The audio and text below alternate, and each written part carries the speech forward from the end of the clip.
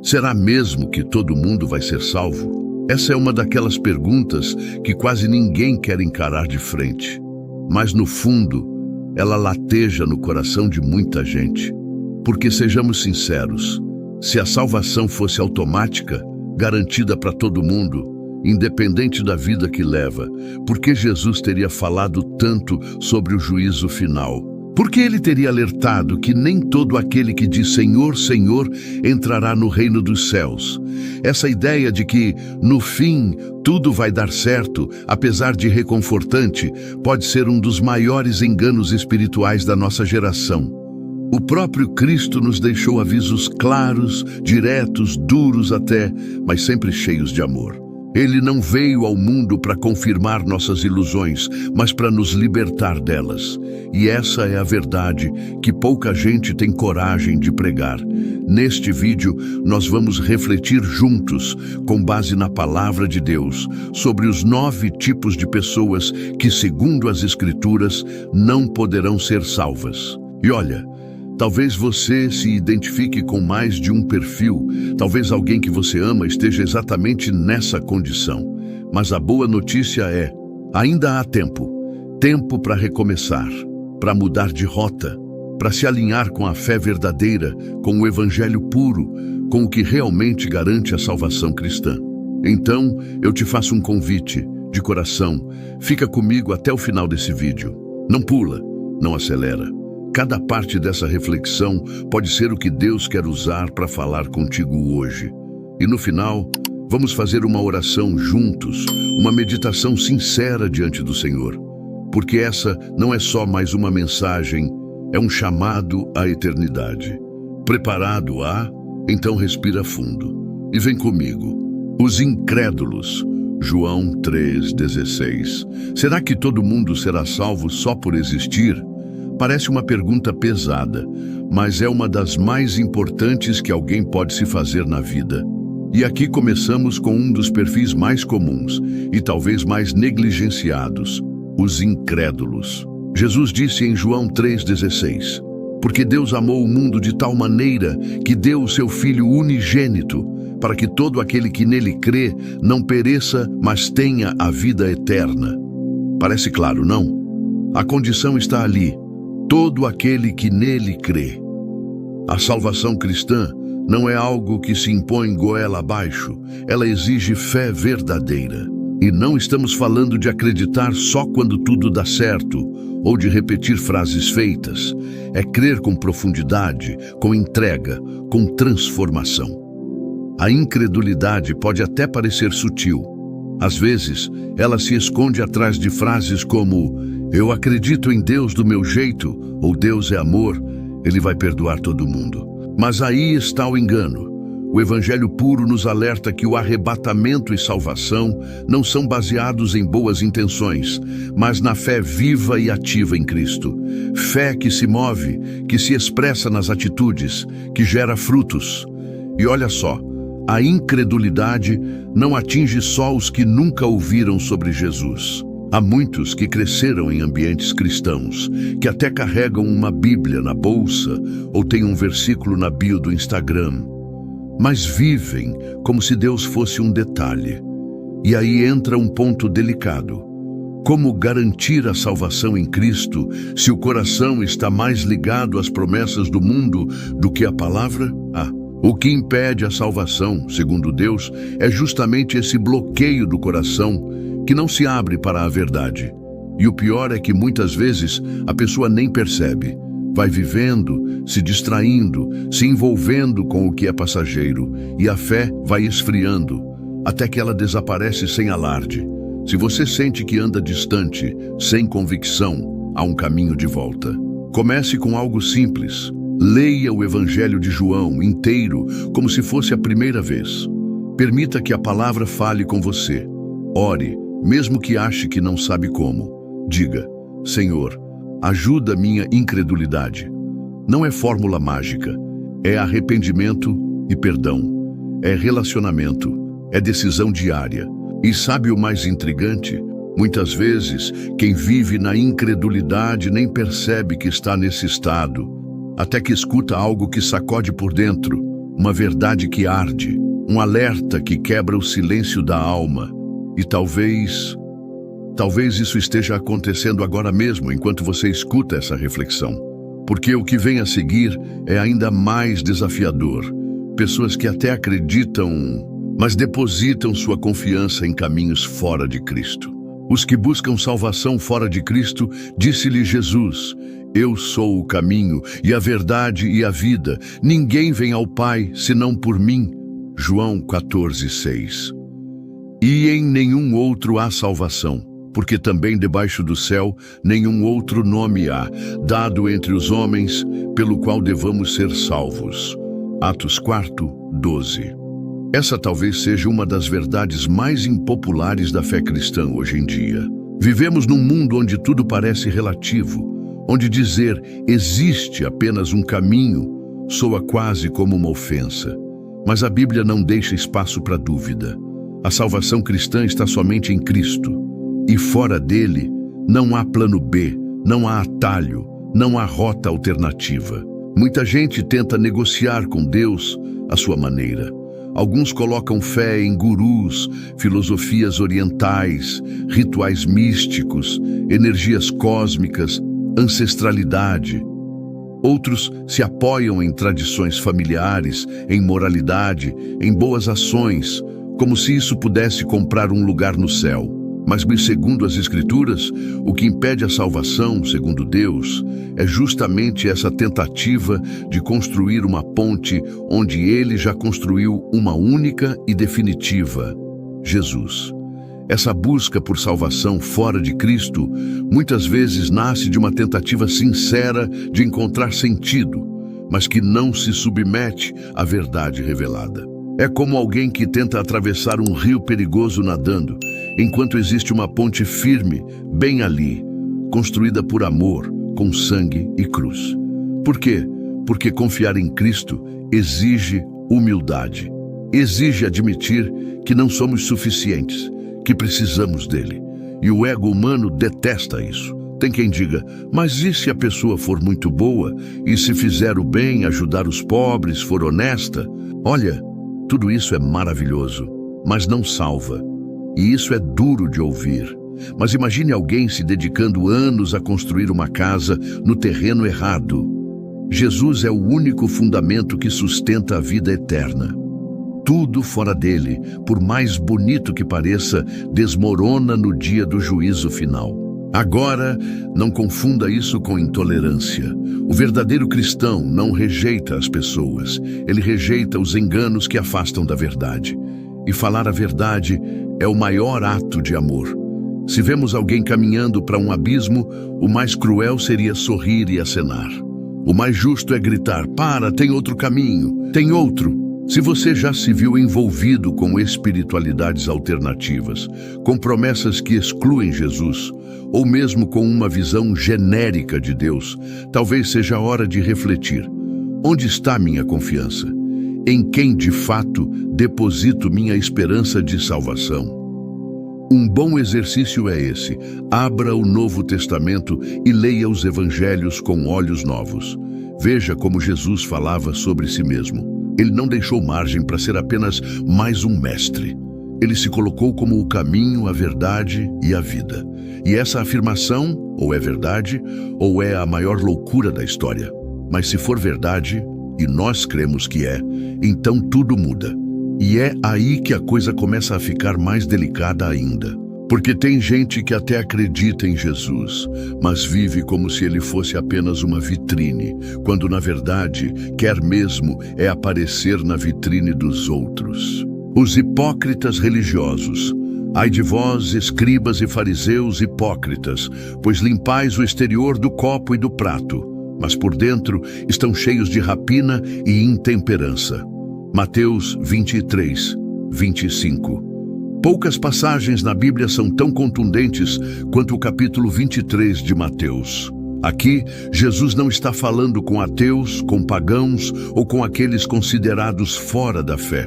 Não, ele está falando com líderes religiosos, com estudiosos da lei, com homens que conheciam de cor as Escrituras, e ainda assim os chamou de hipócritas.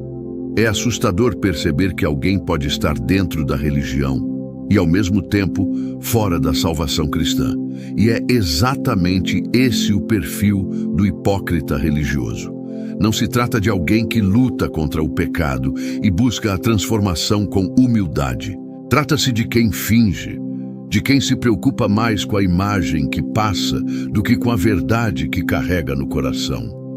O hipócrita religioso pode até levantar as mãos na igreja, citar versículos com eloquência e até ensinar outros, mas no fundo, sua fé é uma encenação. A prática está desconectada da pregação. Ele exige dos outros aquilo que ele mesmo não vive. É como Jesus disse: atam fardos pesados e difíceis de suportar e os colocam sobre os ombros dos homens, mas eles mesmos nem com o dedo querem movê-los. Mateus 23, 4. Essa pessoa talvez até fale do evangelho puro, mas vive com intenções ocultas, buscando prestígio, manipulação ou status espiritual. E quando isso acontece, o mais trágico é que ela pode enganar a muitos, inclusive a si mesma. Afinal, quem se acostuma com a máscara acaba esquecendo como é o rosto de verdade. É por isso que esse perfil é tão perigoso. Ele aparenta estar perto da salvação, mas está longe. Porque a fé verdadeira exige autenticidade. Deus não se impressiona com paletós, cargos eclesiásticos ou linguagem rebuscada. Ele vê o coração. E se esse coração está cheio de orgulho, vaidade e manipulação, então o copo pode até estar limpo por fora, mas por dentro está contaminado. Se você já sentiu que está vivendo uma fé superficial, mecânica, desconectada da presença de Deus, não ignore esse alerta. Hipocrisia religiosa não se cura com mais religião. Ela se cura com arrependimento e perdão, com a coragem de rasgar o véu da aparência e dizer: Senhor, eu preciso de Ti de verdade. Me ensina a ser sincero, a viver o que prego. E sabe de uma coisa? Deus honra quem tem coragem de tirar a máscara. Ele resiste ao soberbo, mas dá graça ao humilde. E talvez seja esse o momento de começar de novo, com os pés no chão e o coração limpo. Mas nem todo mundo quer voltar. Alguns decidem ir embora de vez. Os apóstatas, segundo Pedro 2, 20, 22. Portanto, se depois de terem escapado das contaminações do mundo, mediante o conhecimento do Senhor e Salvador Jesus Cristo, forem de novo enredados nelas e vencidos, tornou-se o seu último estado pior do que o primeiro. Segundo Pedro 2, 20. Esse aqui é daqueles temas que causam um incômodo profundo e que muitos preferem não tocar. Mas a Bíblia é clara. Existe um tipo de pessoa que já esteve perto da salvação, mas decidiu se afastar dela. E esse tipo de abandono não é por acidente, é por escolha. Estamos falando dos apóstatas. A palavra assusta, mas o significado é simples e sério. Apóstata é aquele que abandona a fé conscientemente, que conheceu a verdade, experimentou o mover de Deus, talvez tenha servido na igreja, pregado, jejuado, orado, e ainda assim voltou atrás. Não por fraqueza momentânea, mas por decisão deliberada. É como quem prova um remédio que cura, mas depois o cospe, como se não precisasse mais dele. Pedro foi duríssimo ao descrever essa condição. Ele disse que o último estado do apóstata é pior do que o primeiro, porque há algo mais trágico do que nunca ter conhecido a luz. É conhecê-la. E ainda assim, preferir a escuridão. É como o provérbio que ele cita logo em seguida. O cão voltou ao seu próprio vômito. Forte, né? Mas por que isso acontece? Muitas vezes, por decepções, mágoas, orgulho ferido, ou simplesmente porque os prazeres do mundo voltaram a parecer mais atraentes. O problema é que esse retorno ao velho caminho não é neutro. Ele é letal para a salvação cristã.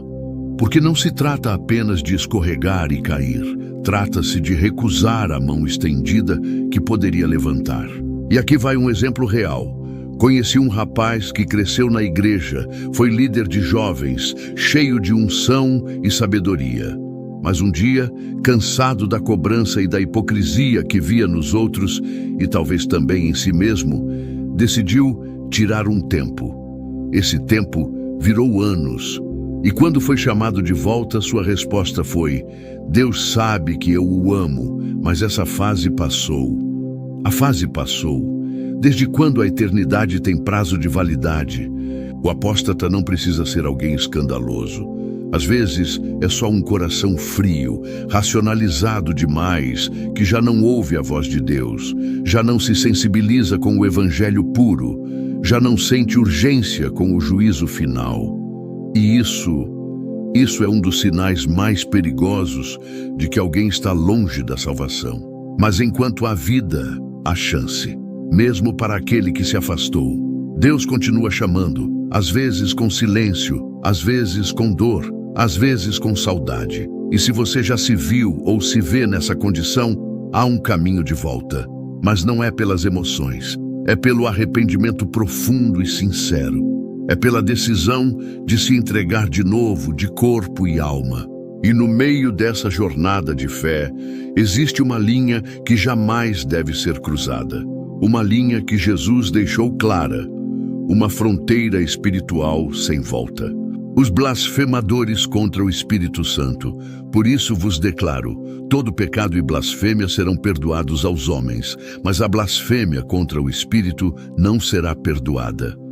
Mateus 12, 31. Essa talvez seja uma das passagens mais temidas e também mais mal compreendidas da Bíblia. Jesus, que perdoou adúlteros, ladrões, cobradores de impostos, até os que o crucificaram, afirmou com todas as letras que existe um pecado imperdoável, a blasfêmia contra o Espírito Santo. Mas o que exatamente significa isso? Muita gente imagina que seja uma ofensa verbal, um xingamento, uma piada com o Espírito de Deus. Mas não, é mais profundo do que isso. A blasfêmia contra o Espírito Santo é atribuir ao diabo aquilo que é obra de Deus. É rejeitar o agir do Espírito com cinismo, frieza, deboche.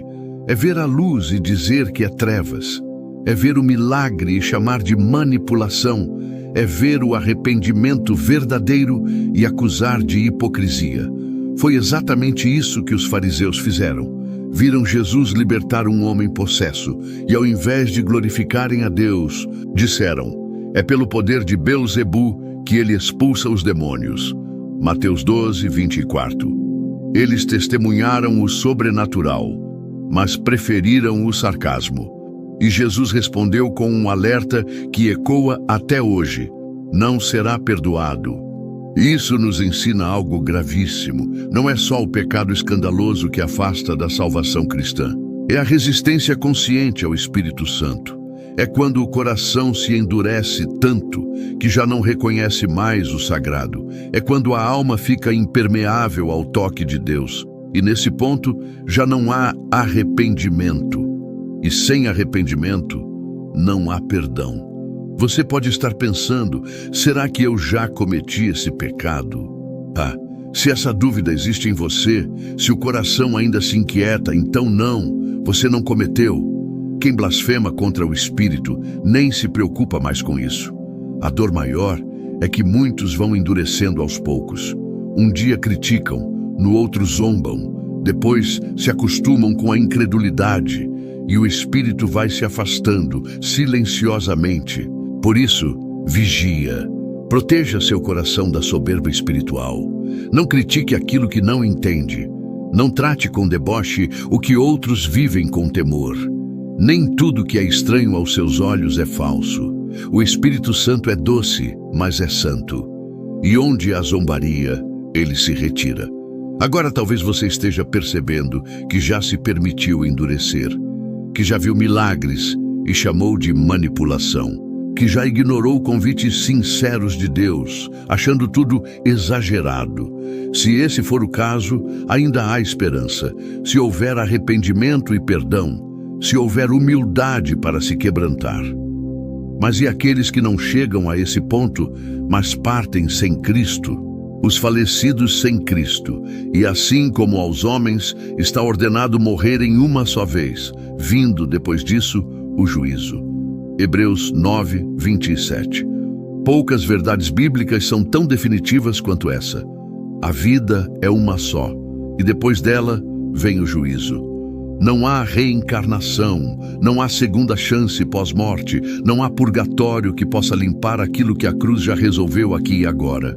A salvação cristã é uma decisão tomada em vida, e quem parte sem Cristo parte sem salvação. Isso dói, né? Especialmente quando pensamos em pessoas que amamos, avós, amigos, familiares que morreram longe da fé sem nunca se entregarem verdadeiramente a Jesus. A gente quer acreditar que Deus, por ser amor, daria um jeitinho. Mas o mesmo Deus que é amor também é justo. E Ele nos deu todo o tempo necessário para escolher. A palavra é clara. Hoje é o dia da salvação. 2 Coríntios 6:2. Não amanhã, não no leito de morte, não depois de experimentar tudo que o mundo tem a oferecer.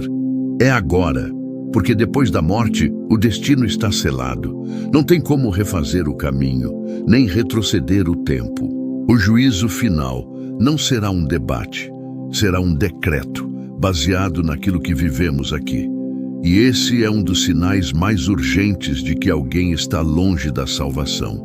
Quando vive como se tivesse todo o tempo do mundo. Quantas vezes ouvimos, um dia eu vou me acertar com Deus. Mais pra frente eu me batizo. Quando eu for mais velho eu me dedico. E quando esse mais pra frente nunca chega? Você quer um exemplo prático? Pense num jovem que vive no auge das emoções, curtindo, explorando, dizendo que vai aproveitar primeiro e depois pensa em Deus. Muitos já disseram isso. Muitos não tiveram tempo de cumprir essa promessa e partiram sem Cristo, com a alma cheia de planos, mas vazia de arrependimento. E tem ainda aqueles que foram enganados, que viveram achando que estariam seguros só por pertencerem a uma religião ou por serem gente boa. Mas sem a fé verdadeira não há salvação. Nem cerimônia, nem homenagem bonita, nem velório cheio de flores pode alterar o destino eterno de uma alma que recusou Jesus. Agora, se isso te incomoda, é porque o Espírito Santo está aí, falando contigo. Ele nos incomoda justamente para nos despertar. E se você está vivo, respirando, escutando isso, é porque Deus ainda está te dando tempo para se render, para escolher Jesus de verdade.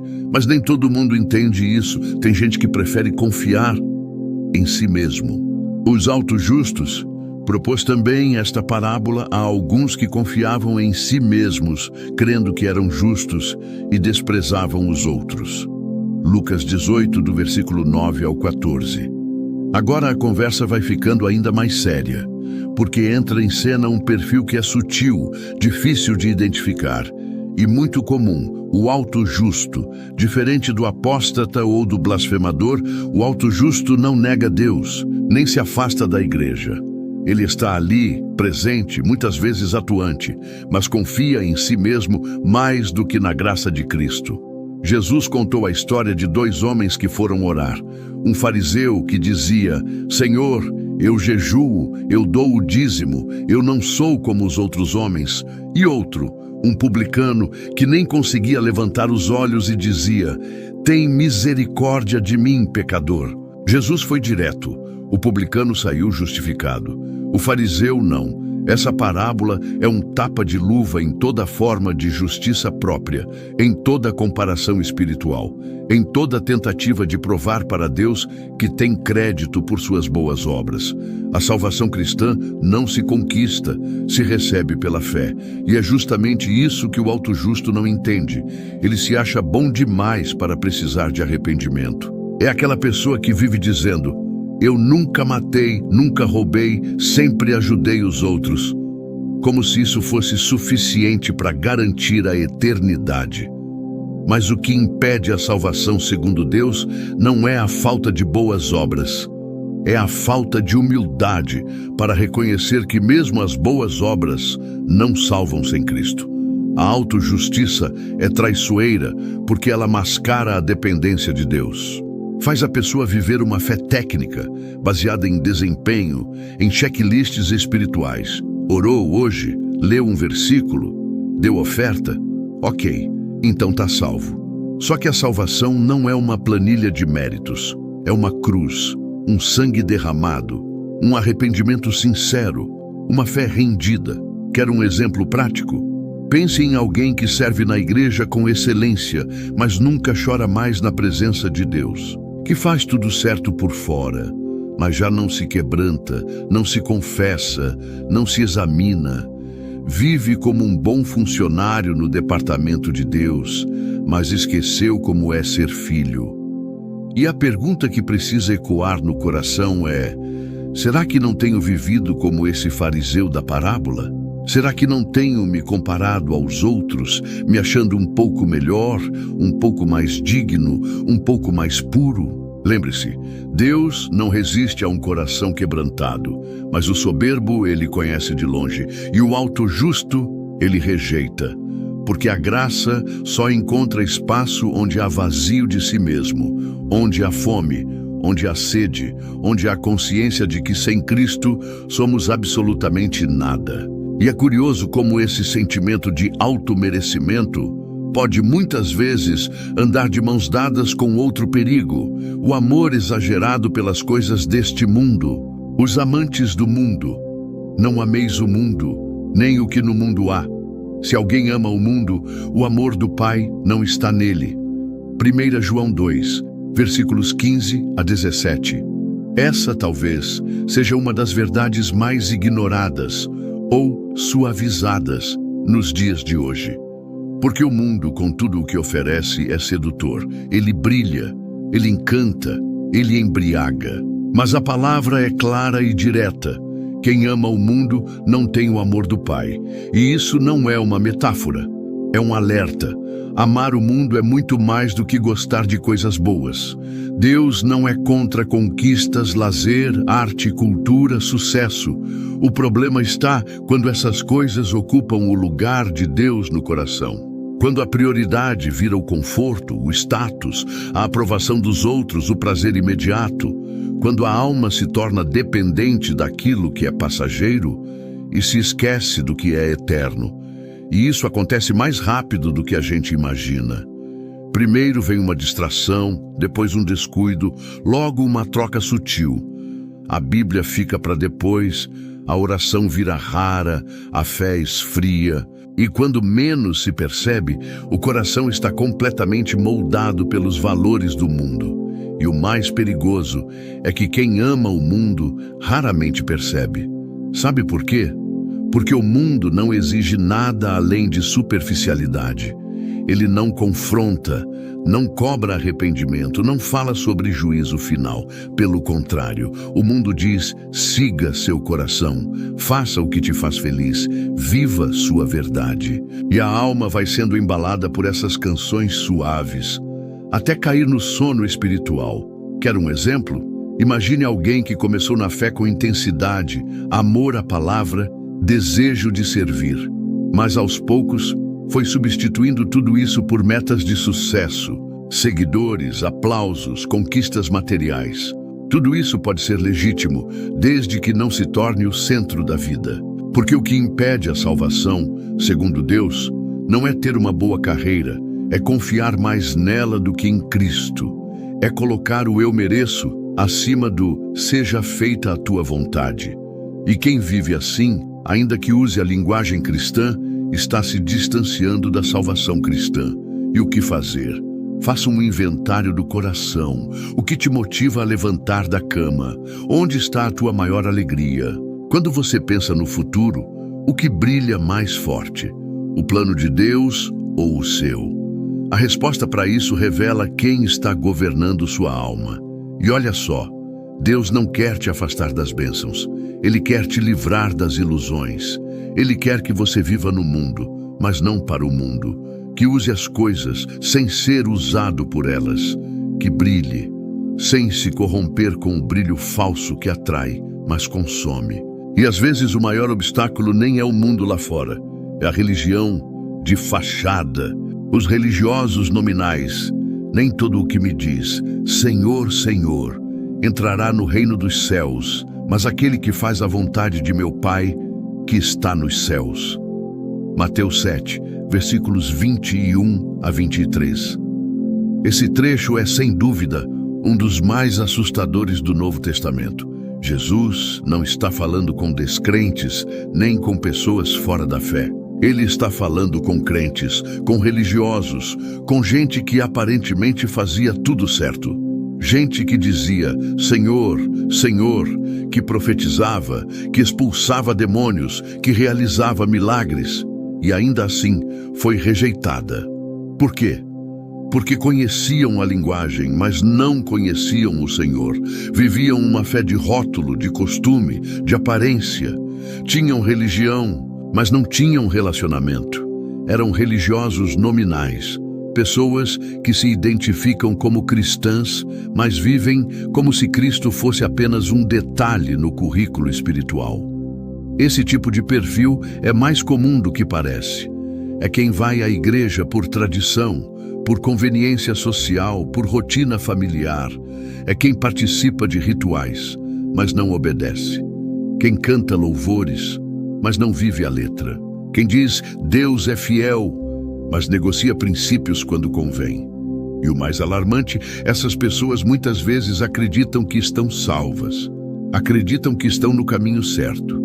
Mas, segundo o próprio Cristo, ouvirão no último dia: nunca vos conheci.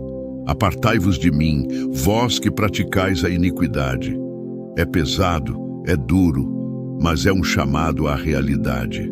A salvação cristã não é sobre palavras, é sobre frutos, sobre obediência, sobre transformação, sobre entrega real. Não basta levantar as mãos, é preciso dobrar os joelhos e mudar de rota. Não basta ter o nome no hall de membros, é preciso ter o nome no livro da vida. Quer um exemplo? Pense em alguém que vai todo domingo ao culto, sabe os cânticos, dá dízimo, participa de grupos, mas trata mal a família, alimenta rancores, mente, não perdoa, não busca santidade. A pergunta é: isso é vida cristã ou é apenas religião de fachada? Talvez você conheça alguém assim. Talvez você mesmo esteja vivendo essa contradição. E não precisa ter vergonha disso. A pior coisa seria continuar fingindo. Deus não quer atores no palco da fé. Ele quer filhos sinceros, mesmo que estejam machucados, confusos, em construção. Ele quer corações que o busquem em verdade e espírito. E se você chegou até aqui, refletindo sobre cada um desses perfis, é porque o Espírito Santo está te chamando, não para te acusar, mas para te libertar, para te mostrar que a fé verdadeira é possível, que a salvação em Cristo é oferecida a todos, mas só permanece em quem se rende. E agora que você ouviu tudo isso, pare e pense com sinceridade em qual desses perfis você mais se identificou. Foi com o incrédulo que ainda não se entregou totalmente? Com o que tenta encontrar salvação fora de Cristo? Com o religioso de fachada, o amante do mundo, o autojusto? Talvez em algum momento da vida você já tenha sido mais de um ao mesmo tempo. E sabe de uma coisa? Todos nós já passamos por lugares escuros na alma. Mas o que diferencia quem será salvo de quem não será, não é o passado. É a resposta que damos hoje ao chamado de Deus. O céu não será povoado por gente perfeita, mas por gente arrependida, que reconheceu sua miséria espiritual e correu para a cruz antes que fosse tarde. Então, eu te pergunto, com amor, mas sem rodeios: você está salvo em Cristo? Se hoje fosse seu último dia, onde sua alma estaria? Talvez essa seja a sua chance de recomeçar, de rasgar tudo que é aparência, religiosidade, dúvida ou orgulho e dizer de coração: Jesus, eu preciso de Ti. Me salva, me transforma, me leva para perto do Pai. Se essa mensagem tocou teu coração, deixa aqui nos comentários: eu quero estar entre os salvos. Escreve isso como um ato de fé, como um sinal de que você está dizendo sim ao chamado do Espírito Santo. E se puder, compartilhe também com quem você ama. Vai que essa é a última oportunidade que essa pessoa tem de ouvir a verdade. E claro, se inscreve no canal, ativa as notificações, porque aqui a gente não prega religião, a gente fala de salvação. E se Deus permitir, nos encontramos no próximo vídeo, mais firmes, mais rendidos e mais perto da eternidade.